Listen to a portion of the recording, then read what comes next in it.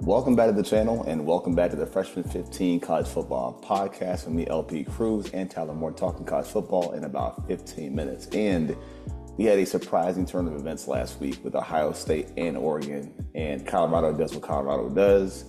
USC also follows suit in that process. And to break it all down, I got my man Tyler Moore discussing college football in about 15 minutes. Also, be sure to like, share, and subscribe if you guys like the content. With that aside, Tyler, my man, what is up, yo? Not much. I'm kind of sore after that game the other night, but today they came out with that ruling where they squashed what Oregon did, that loophole. Where they ran that 12th man on the field to kill some time. They closed that, so I'm happy about that. Dan Lanning, he found his he pulled out the old Bill Belichick tricks, and he got the win over soon to be arch rival Ohio State. Yeah. Believe it or not, that's what I feel like. So yeah, I'll just kick it off with that, man. I was hurting that game. The better team won on that day. I think the better, I could say the better team that day won. Ohio State, they didn't do they didn't do what I thought they were going to do. They didn't stretch the field at all. A lot of it was quick screens. They ran the ball well in the first half. Once that was taken away in the second half, their offense kind of sputtered quite a bit. Props off to Dan Lanning and that defense, man. But what really hurt him is Deion Burks, man. He is getting torched. One of the best cornerbacks in the country. 8 for 8 for 179, 2 touchdowns on him. He was absolutely garbage. And the one thing that it bothers me that you coach Little League football. When you line up when a team is lined up in bunch formation trios, you want to layer your defenders. So when the inevitable mesh route comes, they can get off the guy, switch guy, and then play on your toes and jump to the next guy. He didn't do that. He was flat-footed almost every time, and they ran past him almost every single play. All those plays against him were basically go routes, and I think that's what hurt Ohio State. But they had a chance to win that in that game. Dylan Gabriel played a lot better than I thought he was going to in that game. Props off to him. They're going down with under a minute to go to take the lead. Jeremiah Smith gets that offensive pass interference. Dan Lanning does that that 12th man penalty. And I thought to myself, like, hey, that was a pre-snap penalty. 10 seconds should be on the clock. And I think that's what Will Howard thought too. By the way he got up, the way he reacted, I thought that he thought maybe he had an extra 4 seconds still. The way he had that extra scramble and then tried to call a timeout, but time was up. But the better team won that day. They only dropped a 4 in the AP poll, which I figure is going to happen anyways. If they drop below Penn State, it didn't really matter because they play Penn State later on the season. So 12-team playoff, it doesn't matter. We'll probably see them again, but it was a fun game for October 12th. It lived up to the billing that everyone thought it would in the preseason. Yeah, and I think you said it, man. I think these teams are going to be seeing each other a lot over the next season until Michigan figures out what they're doing with their personnel and their influx of talent. The marquee figures, I'm going to contradict myself later on in the show, but the marquee figures of the conference seem to be Oregon and Ohio State, and they seem to be, actually, believe it or not, man, pretty evenly matched. Yes. When the game kind of started, you kind of felt that it was a bit sloppy, almost like there was a bit of anxiety amongst both teams, right? And the Phils got the best of them. We had a corner get ejected for something stupid, which just tells you how big the game was. Their emotions got the better of them. Yep. And I wanted to say the game was kind of sloppy to start a little bit. You had the turnover there by Judkins. I mean, great play by Derek Harmon, obviously, ripping the ball away. But just the mistakes of the shank field goal attempt by Oregon. Then the botched snap that almost got brought back for 2 points. Yep. It just felt like they were like there was a title atmosphere at that game, and you saw it and how they kind of had to get their bearings right, had to settle down during the game. But once they got kickstarted, we had a fun game. Yep. I do think the difference between both sides, and just so you know, I'm going off the top of my head now, no one knows, because you blew through all my content there. But the fun side of it was how aggressive Lanning was in his coaching methods. Yes. Like he foot on the gas, he's here. Even the onside kick to steal back the possession. And so, you know what? Kick it off the guy as hard as you can and get it back. Like, I liked how he coached. And you mentioned as far as Denzel Burke, he got lit up. I didn't know it was that bad, but I knew it was bad. Yeah. And it was really, really bad. And like you said, man, I was impressed with Dylan Gabriel. I didn't think he played the way that he did. I was surprised. I thought he'd be more James in that game, but I think he had a great game as far as throwing the deep ball, which I think we had to see him do. Yeah. What also he did well was he knew when to pull the ball in the zone reads, Yep. especially the 27-yard touchdown run. Like he knew how to read the edge defender to pull that ball and just keep playing. I know there's confusion with the whole thing with the clock and maybe the substitution thing. I do know that, but that goes back to the coach. You know what I'm saying? Like it falls back on Day. And I think for me, I think when I watched it back, the sequence that I think started the whole problem, because I mean you lost by seconds, right? Yeah. Was with Howard. I thought he took a sack on that 1st and 10. I thought he took a sack, whether he slipped down or whatever. I felt like he took a sack. And they let 15 seconds run off the clock. Yeah, and then you get that happen, and then of course Jeremiah Smith has, like you said, the PI penalty, which is pretty blatant and obvious from what you saw. Yeah. But having the timeout in your back pocket to lose the game, it falls back on Ryan Day. And again, I'll talk about this a bit later on the show, but it just says like, man, okay. But like you said, no big deal, no harm, no foul. You're 4th in the poll still. A game against a team you're probably going to see once again. Yep. We'll see how things go. And they'll live to fight another day. And that's the most important thing. But great game all the same, man. Can't even hate. Great game. Yep, it was fun. So you had a special pick last week, though. And what you got there, man? So that's 2 weeks in a row that my upset pick has come true. I said LSU is gonna beat Ole Miss. Ding. Because Lane Kiffin was gonna Lane Kiffin that game. So they have the missed field goal.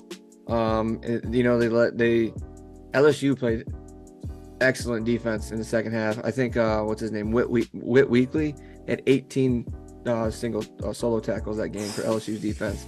Last year when they played, that they almost scored 100 points between the two teams. It was like 55-49 or something like that. This one goes down into overtime, but it's not even close to being that kind of score. And Nussmeier, if you follow draft, he's like one of those quarterbacks that like he could be tier 2 coming into the draft. He had a terrible game until the final minutes of the game. So you let a Brian Kelly kind of hang around. That defense, he always has good defenses. And then, like I said, Lane Kiffin was going to Lane Kiffin that game. But it's another one of those things where like the SEC is wide open right now. We're going to get to that like a little bit later with this week's games. But yeah, I'm 2 for 2 in the last 2 weeks, so I'm excited about that one. Remind me, in our walk-off of last week, didn't we pick Arizona State on Friday? You did, yes. I did. Yeah, well, so I think, actually, man, we might be 3 for 1 because the one I got wrong was Colorado. Officially, I picked Colorado. And, last week I talked about just, hey, you have to find a way to block Brendan Mott. They couldn't do it. And I said teams that kind of, they do what they do. Colorado does what they do. They didn't protect their quarterback. And we talked a lot about Shedeur Sanders, his pocket awareness. Yeah. But I think it's double negatives here with no positive, where the protection's not good, but he's not really getting rid of the ball. He's spinning away in the sacks as well versus throwing the ball away, which is leading to these 3rd and forever, 2nd and forevers, these penalties, right? These intentional grounding penalties. That's their problem. That's one problem with the offense. But the defense also is allowing a lot of yardage. I mean, they're hemorrhaging yards. Whenever they needed to play Kansas State, it wasn't really Avery Johnson who was killing them. It was DJ Giddens, who had almost 200 yards rushing. And again, back to Shedeur, it's just you see flashes of brilliance, but then you have the head-scratching mistakes, like the interception with the high throw in the red zone. And all that being said, they could have won the game still, because once you got the pick by Colton Hood, you were set up for a touchdown, but then you have a bust in coverage right then after that to Giddens for 34 yards, a long touchdown. And sure, you could say, hey, there's a PI call that should have gone their way, but they keep putting themselves in spots to lose these games where, they've got enough punch on fire on the firepower side for offense. And even defensively, I think they're starting to kind of improve in their secondary somewhat, even playing without Travis Hunter.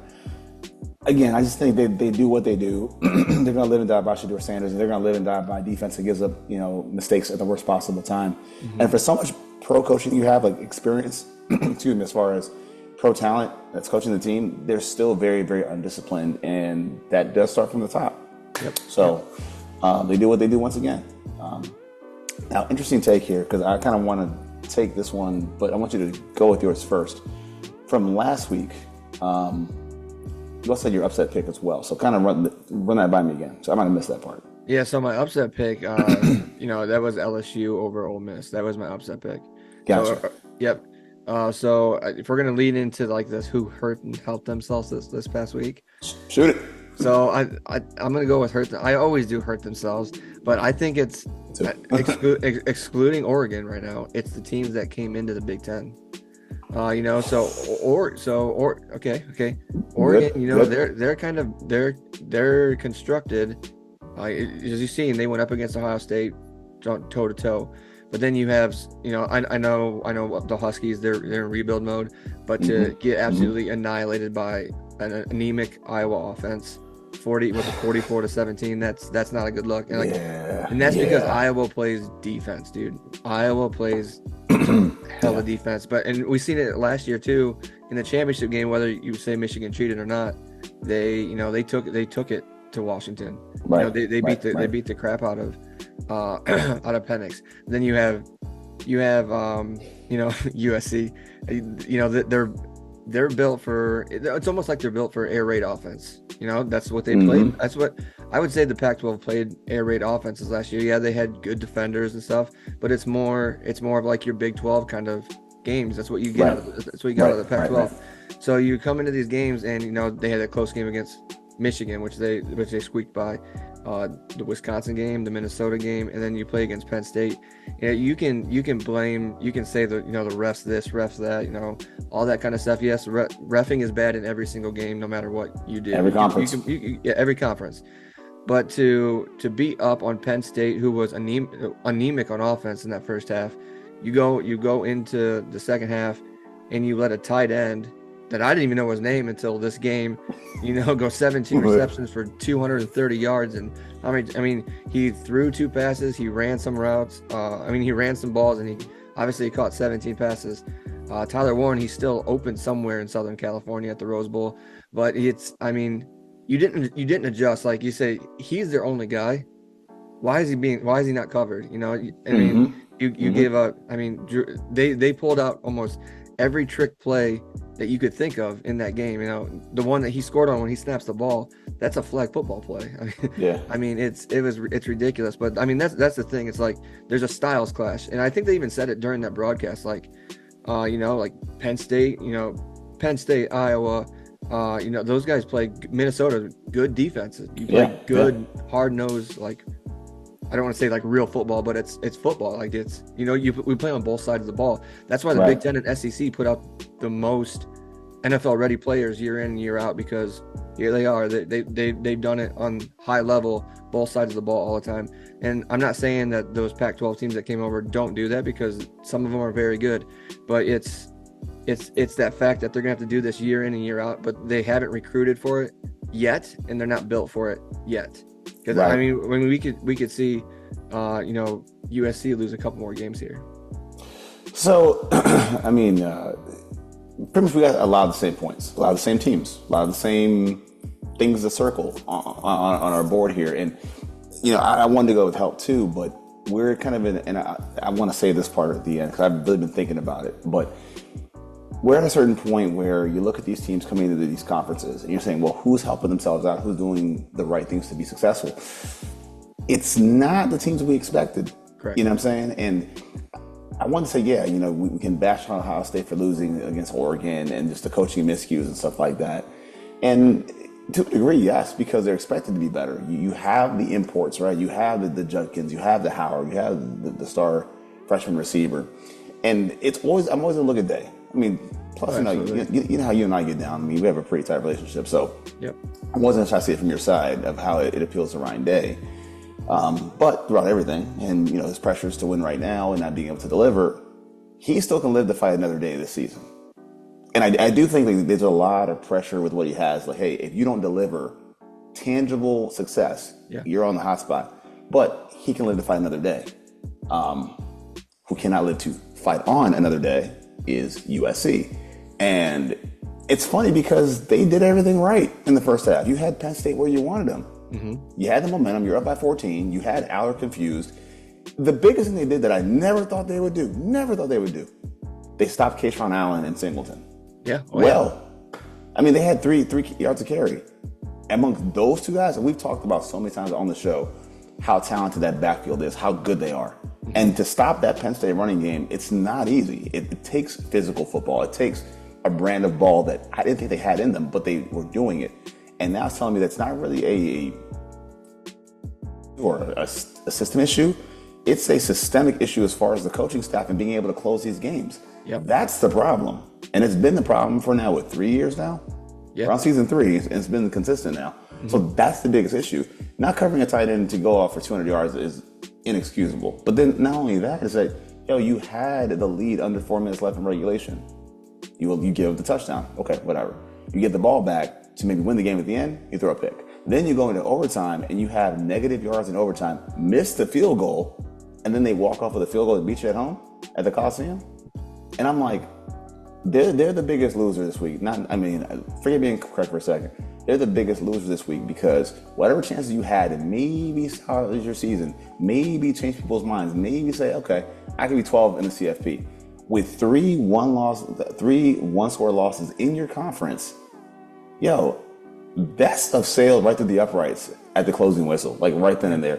They can't get it back now. It's a wrap, man. It's a total wrap, and it's a total letdown for that program. And I know, again, they're transitioning. I know we talked about coming into that conference, were they ready? We kind of was like, no, they're not. But even still, like, to lose that game like that, it's a way of finding a way to win, but they find ways to lose. And that's been a Lincoln Riley thing for the last 3 years. Yeah, and the big thing for that, and I get it, there was 2 really bad defensive pass interference that weren't called. But you never should have been there in the first place. Mm-hmm. You should have closed that game out, 25 minutes earlier. That game should have been closed, signed, sealed, delivered. But you let a pesky Penn State team who is, they are good. They were ranked number 4 in the country for a reason. I think they're 3 now. Mm-hmm. They're there for a reason. They take care of the ball. They do just enough to do what they need to do, and like you said, it's a Lincoln Riley thing. I make a joke that like he's like the Mike McCarthy of college football. Like, you go as far as your quarterback goes, but when it comes to adjusting, you don't do it. And like, you ride with your quarterback, and if your quarterback has an off game, as we've seen last year with Caleb Williams, that team isn't going anywhere. If that quarterback's hot, you're relying so much on that offense to do something to win that game for you. And it's the same exact thing with our favorite team, the Dallas Cowboys.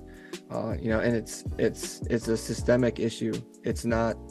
I don't think it's so much on the players. It's a systemic issue, and it has been for the past 3 years, and also at Oklahoma. Starting to look like Sweeney a little bit. Just saying. Yep.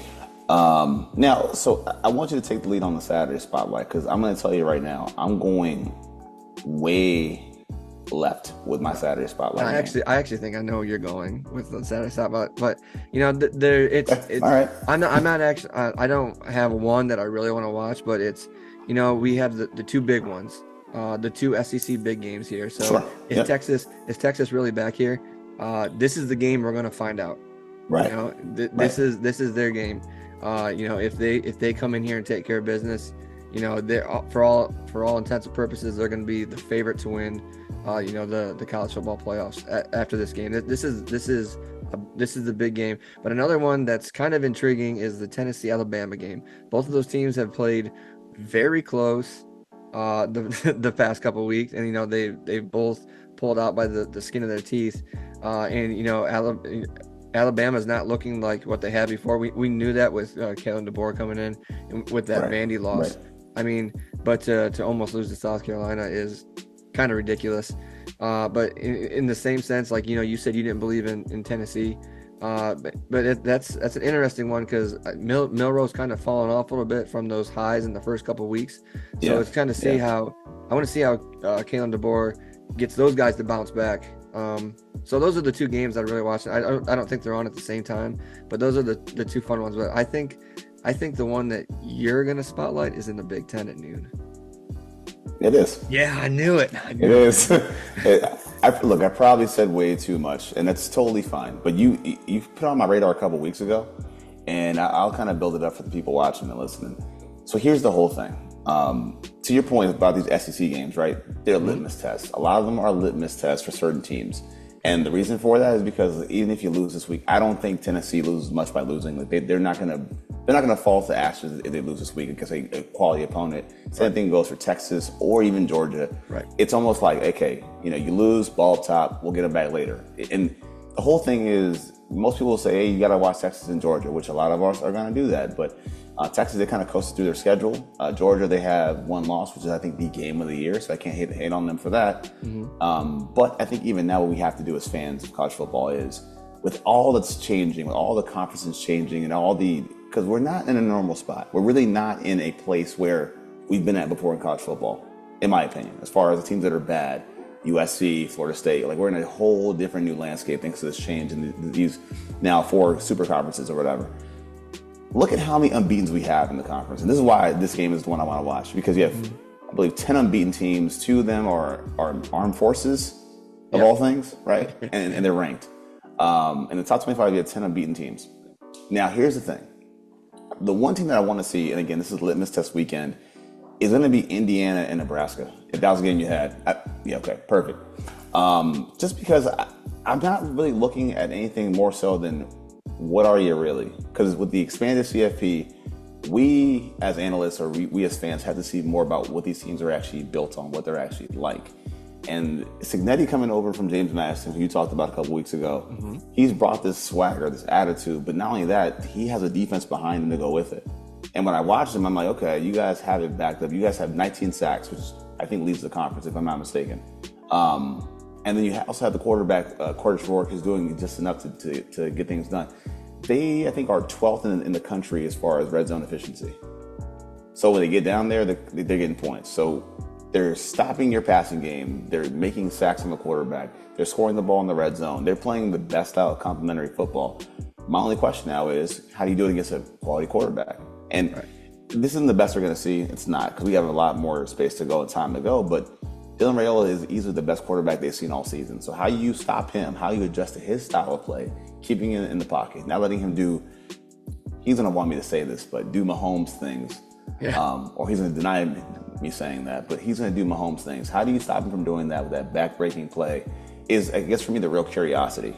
How do you adjust to a more quality opponent in your conference? And again, you're going to see more talent late in schools. Washington is still pretty good, I think, but you got Ohio State. It's just, this week's Saturday Spotlight is about doing some research, and it's knowing more about Coach Cignetti and the Hoosiers. Yeah, it's gonna be an interesting game because we talked about Ryan Day earlier. With that loss to Oregon, it tightens up a little bit because you got Penn State still. You have Indiana on your schedule. You have Nebraska on your schedule, and then the team that you haven't beaten in 4 years on your schedule still. So I mean, his margin for error has gotten pretty small. But yeah, when I looked at the schedule, I said, when you texted me and said I got one that's far left, I know exactly which one it is because I'll have that one on too. Because I mean that's a fun one. I admittedly haven't watched him yet this year, but for Cignetti to bring, I think it's like 75% of his roster from James Madison over. That's wild, though. And then them just to basically take over Bloomington, Indiana. I mean, it's fun. It's fun for college football to have these other colleges, be good. You don't know what you're gonna get. Like Nebraska, Matt Rule, he coaches a certain way, and Dylan Raiola, I mean, he's very Mahomes-esque, I guess you can say. Every single mannerism is him, but that is a fun one to watch. We've seen a lot of Nebraska games because they played a lot of Friday night games early in the season. So we kind of know what to expect of them, but like you said, the quality of opponent is getting ready to change here. But yeah, that's a good one. So if you want to roll into the upset picks this week, let's do it. I'm going to take Louisville over Miami. Did you? Yeah, you got me. You got me. You have that one? You got me. Yeah, all right. So Louisville. Tyler Stroh. He takes care of the football. Yep. He does. He only has 3 turnovers all year. They don't let him get sacked. I think they have 10 sacks all year for only 73 yards. Their running back. He takes care of the ball. He's almost 600 yards rushing. But they average 35 points a game. Miami, they're the number 1 passing offense in college football. but they're letting teams that they should be blowing out hang around. Virginia Tech, California, that stuff. It happens every once in a while, but it seems like it happens time in and time out with them. Cam Ward had to play a lot of hero ball, and this is an ACC game. It's a big game, especially for Miami. I think they're second right now underneath Clemson, but this is their big one, and I think for a Louisville team that's pretty stingy on defense, very efficient on offense, they take care of the football. That could spell trouble for Miami if they play the way they have played the past couple weeks. And it all kind of ties back to it has to catch up at some point. And I looked at USC and it was like, okay, well, you escaped that one game. You got caught up against Minnesota. It's just we called it before it happened against Minnesota. Like, we called it early. Yep. You keep rolling the dice, you're going to end up rolling snake eyes eventually, and this is kind of what happens. And then you watch them play. And again, it kind of hurts me too because I'm picking them to kind of win the ACC and even compete for the national championship. But I don't think they're going to go undefeated in the conference, even though the conference will lighten up severely. Like after this game, and again, respect to the Cardinals, they were the runner-up in the ACC last year.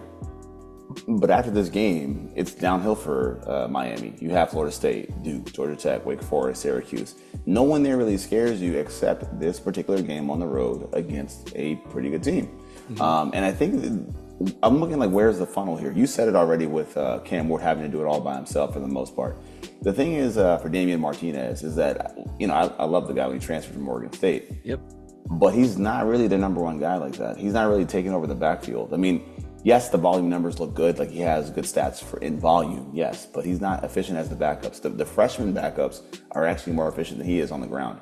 And that's the thing. He's still going to get the volume. I mean, he's the guy you brought in. You paid him to be there. He's going to get the touches and stuff like that, but they're not really effective. And it does lend itself to Ward doing a lot by himself through the air. And I like Restrepo, but I don't think Restrepo is a top flight receiver. Even though I think he's a good receiver, he's not like as talented as the rest of the country is at receiver. And they're not, unfortunately. So that comes back to hurt them as well. And the thing is, man, over the last 3 games, I think Cam Ward has 5 picks. So he is turning the ball over, but again, you ask your quarterback to save you, he's going to make a couple mistakes. This is how it works. Yep. You mentioned the running back as well, Isaac Brown. He leads all freshmen in the country with 508 yards at 7.3 yards a carry. He's got breakaway speed. I think he's got a 73-yard rusher. I think 73-yard. He's got a long run for the season, but the guy's a little guy with a lot of speed. Can definitely go. He's not as big as Garendo from last year, but he has the exact same kind of breakaway speed in the open field. I just think the only thing I'll say that gives me a bit of pause here with Louisville is that they don't take the ball away. I think it's 6 all season, which is a dry spell. But again, you see a quarterback who's doing it too much and has to do too much. That's where the turnovers come, being in the right spot at the right time. So I do feel like this was the game. If it's going to happen to be an upset, it's this one. Yep. Yeah, so this was the big one. The 2 SEC games are the big ones, and then your Saturday spotlight is spot on. That's one of the better games of the week, in my opinion, as well. Yeah, and even then, as we get closer to the end here, man, I think we're gonna also have to discover the teams who are undefeated in the conferences too. I mean, we have, like I said, teams that we have not looked into, that I haven't seen firsthand. I haven't looked at Iowa State. Haven't watched them. BYU is an example of that. Pittsburgh is undefeated, which I never thought that would be the case. And again, the armed forces. Things like that, man, is just telling you, we are in a brave new world in college football. So a lot of changes, man. I mean, again, anytime you can kind of sit down and just watch a game just for the intrigue of learning more about these opponents, it's good, man. The CFP works. The system works. We're in a great time in college football thanks to this. Yeah, and I think a lot of that is, with the conference changing, but a lot of that is NIL too. Like we didn't even talk about it, but the players that aren't getting like the playing time they want, they're redshirting. Like that is unheard of. That we've never seen that really before. I don't think. They're like, hey, I'm not getting the amount of playing time. I'm on redshirt and going somewhere next year, and that's screwing up some teams. But it's very interesting time, like you said. So the undefeated teams, like you said, you got the 2 armed forces, BYU, Pittsburgh, Penn State, Indiana. There would be Texas. Yep. Texas, Oregon. Oregon, yeah. Oregon. Miami as of now, Iowa State. I mean, it's it's a lot of these teams, and I mean, they're going to play each other, so we'll see a lot more about them. They're going to be playing each other, but but the ones that are kind of, I use the term at large, they're not, but the ones that are air quote at large, I kind of want to see it happen, man. I want to see what happens when the Army goes on the run. And I've been looking at the Army; they've been like favorites by like 24 points. I never thought I'd ever see that, man. But seeing them play against, say, for example, Notre Dame, what does that look like? We're set up for a lot of good things, man. And again, the only way we'll know exactly how to digest everything is watching these games who are not in the marquee matchups of the week, right? Just kind of looking elsewhere to see more and how to prove more about what these teams are capable of doing. So, man, this is fun, man. This is the best part of the season right here, just before Halloween. Yeah, the thing, if you're one of those teams that are like you think you're on the outside looking in, or you're looking kind of gloomy season, just remember that the CFP, college football, more so than the NFL, always works itself out. No matter what, it always seems to work itself out. So, just stay in there hanging in for the ride, because it's going to be a good one, because then we got bowl games and like playoff games from like December 15th all the way up till the middle of January. So we cannot complain as football fans. Nah, man, not one bit, dude. And with that said, dude, man, any last thoughts? No, I'm just chilling. I'm ready to enjoy another good weekend of football. You already know it, man. So for my guy Tyler Moore, this is LP Cruz. You guys have been watching the Freshman 15 College Football Podcast. Peace.